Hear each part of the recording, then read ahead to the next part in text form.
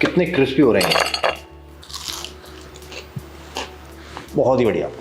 बांसवाड़ा के पास में प्रतापगढ़ एक जगह है, वहाँ पर ठेले पे मतलब रेडी पर गोभी के पकोड़े, प्याज के पकोड़े और मिर्ची के पकोड़े बनाए जाते थे। बहुत सिंपल सी दुकान थी वो, और लेकिन भीड़ बहुत ज़्यादा लगी हुई थी। मैं जब देखने गया तो गोभी के पकोड़े बहुत ही बेहतरीन थे, और उन्होंने एक ऐसी चीज़ कर रखी थी इसके अंदर, वो कॉस्ट बचाने के लिए करी थी, रेसिपी के लिए नहीं, कॉस्ट बचाने के लिए करी थी, लेकिन टेस्ट बहुत अल्टीमेट आ रहा था। तो चलिए आज उन्हीं की रेसिपी बनाते हैं। कैसे हो मेरे स्वाद के मित्रों, मैं शेफ भूपी आपका स्वागत करता हूं अपनी किचन के अंदर, जहां हम बनाते हैं नई पुरानी रेसिपी साइंस के साथ में। और अगर आपने अभी तक मेरे को सब्सक्राइब नहीं किया है तो प्लीज़ सब्सक्राइब कीजिए, क्योंकि हम बहुत सारी अच्छी अच्छी रेसिपीज़ आपके लिए लेके आते हैं। यहाँ पर मैंने एक मीडियम साइज की गोभी ली है। वैसे गोभी तो पूरे 12 महीने मिल जाती है, लेकिन सर्दियों की गोभी की तो बात ही अलग है। और मीठे पानी की गोभी होगी ना तो मज़ा आ जाएगा आपको। तो यहाँ पे सबसे पहले तो इसके पत्ते हटा लेते हैं। यहाँ पे इसका जो डंठल है इसको पील कर लीजिए। बाहर से हार्ड होता है, अंदर से सॉफ्ट होता है और खाने में मज़ा आ जाता है। अगर आप गोभी की सब्ज़ी बनाते हैं तो भी डालिए, मज़ा आएगा। गोभी को सीधा रख के काटा जाता है ना, ना ना, इसको उल्टा करिए। पहले उल्टा करने के बाद में जो गोभी के फूल निकलते हैं छोटे छोटे से, वो निकालिए, फिर उनको काटना होता है। ये होता है बेस्ट तरीका। गोभी हो या फिर आप ब्रोकली काट रहे हो, उसको इसी तरह से काटा जाता है। अब देखिए, गोभी के जो पकोड़े बनाए जाते हैं, जो नॉर्मल पकोड़े बनाए जाते हैं, उसमें क्या है कि इसके बड़े बड़े फूल रख लिए जाते हैं, या फिर इसका बिल्कुल ग्रेट करके भी पकोड़े बनाए जाते हैं। दो तरह से बनाए जाते हैं। ये है नया तरीका। तीसरा तरीका, इसमें क्या कर रहे हैं, ना ही इसको ग्रेट कर रहे हैं, ना ही गोभी के फूल रख रहे हैं, बीच में रख रहे हैं इसको। देखिए आप, इस तरह से छोटे छोटे रख रहे हैं बिल्कुल। मतलब गोभी का फूल पूरा नहीं आना चाहिए पकोड़े के अंदर। इनको छोटा छोटा काटेंगे बिल्कुल। जो गोभी के पत्ते होते हैं ना साइड में लगे हुए, वो सारे नहीं फेंकने, उसको भी हम डालेंगे। इसका सबसे बड़ा रीज़न ये है, टेस्ट आता है। दूसरा, कॉस्ट भी तो बचती है भाई, फालतू में फेंकने में जाएगा ना। अब सभी चीज़ों को एक बाउल में डाल के, पानी डाल के बढ़िया सा वॉश कर लेंगे 1 से 2 बार। तो चलिए इसके लिए एक मसाला तैयार करते हैं। यहाँ पे काली मिर्च के कुछ दाने लिए हैं, 1 छोटा चम्मच जीरा। सबसे पहले इन दोनों चीज़ों को अच्छी तरह से क्रश कर लेते हैं। बाद में क्या क्रश होने में दिक्कत आएगी, क्योंकि हम इसके ऊपर से मिर्ची लहसुन सब डालेंगे ना। अब लगभग 5 से 6 हरी मिर्च, अगर कम तीखा खाते हैं तो कम रख लीजिए। उसी के साथ में लगभग 8 से 10 लहसुन की कलियाँ, आधा इंच अदरक का टुकड़ा।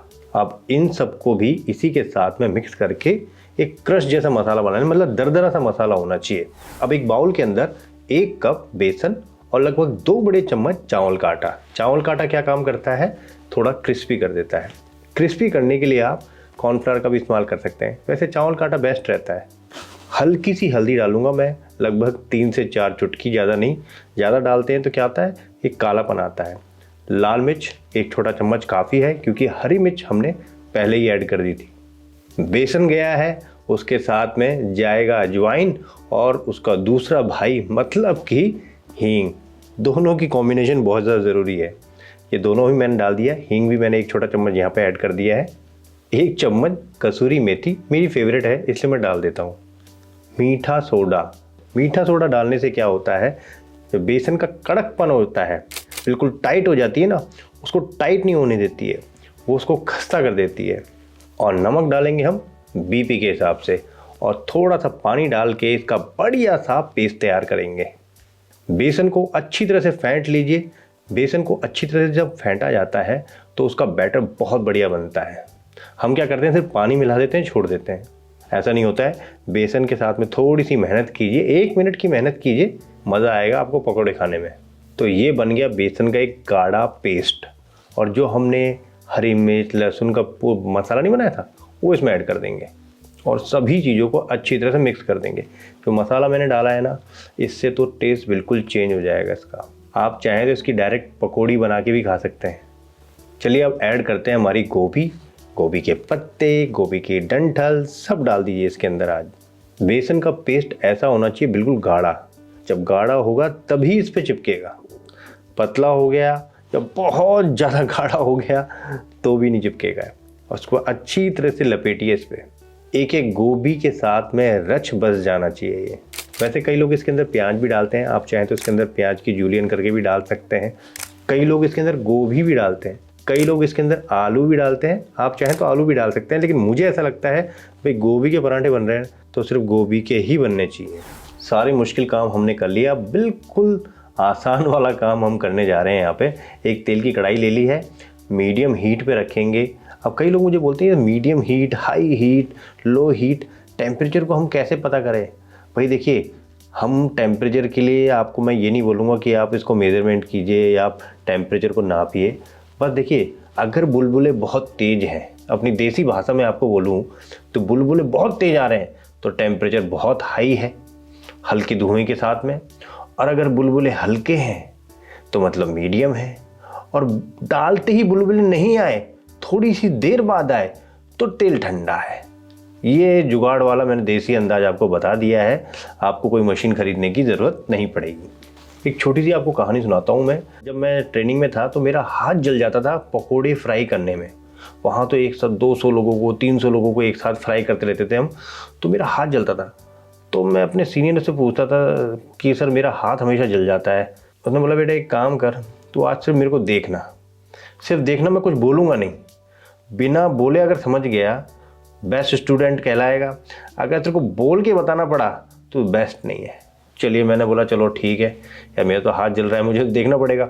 तो मैंने क्या देखा कि वो जब भी पकोड़े डालते थे तेल के बिल्कुल नज़दीक डालते थे, मतलब आपने हाथ को बिल्कुल नज़दीक ला के रखते थे तो छींटा उछलता ही नहीं था। जब छींटा उछलेगा ही नहीं तेल का तो लगेगा कैसे, है ना, लॉजिक वाली बात। चलिए, बातों बातों में हमारे यहाँ पे शानदार वाले पकोड़े रेडी हो चुके हैं, फटाफट से इनको निकाल लेते हैं। हाँ, एक छोटी सी और बात बताता हूँ आपको। अगर आपको ऐसा लगता है जैसे कि आपका जो बैटर है हल्का सा गीला हो गया है तो आप सूखा बेसन डाल के इसको वापस से टाइट बना सकते हैं। अगर गीला गीला बैटर से डाल देंगे ना तो उसमें कोटिंग नहीं आ पाएगी। तो यहाँ पे बन गए शानदार वाले पकोड़े।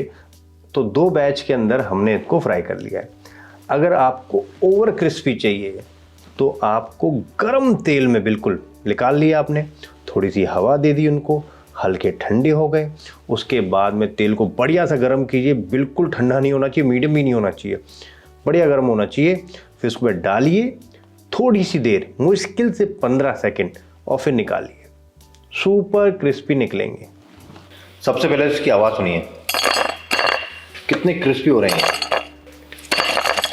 अगर ध्यान से देखेंगे तो पकोड़ा इसको नहीं कहेंगे, इसको कहेंगे भजिया, मतलब कि गोभी की भजिया, पतले पतले काटे, और जो कोटिंग है प्रॉपरली नहीं लगी हुई है, जैसे हल्की हल्की लगी है और क्रिस्पी है। किसकी वजह से क्रिस्पी है?